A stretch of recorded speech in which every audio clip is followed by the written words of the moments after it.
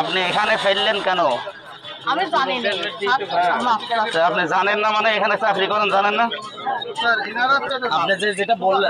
আপনি যেটা বললেন যে মেডিকেল বর্জ্য আর সাধারণ বর্জ্য এটা আলাদা হবে, আলাদা হয় নাই।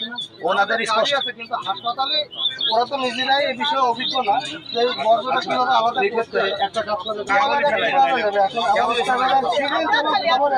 সিঁড়ির সবগুলো সাধারণ বর্জ্য, সংক্রমিত বর্জ্য, ধারালো বর্জ্য আমরা তিনটা করে রেখেছি, কিন্তু সব সময় সম্ভব ওরা করে না। ওরা করে কি মাঝে মাঝে একে মিক্সার করে ফেলে। আবার গাড়ি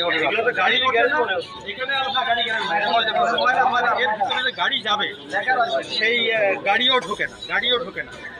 এটা বন্ধ করেন, এটা তালা লাগানো হয়েছে এখানে তো ধারালো বর্জ্য। এই যে এইগুলো মনে হয় রেখে দিয়েছে এই জন্য এগুলো অনেক লাগে, এগুলো সিরিজ আছে, সব এর ভিতরে ইয়ে আছে, ই করা আছে।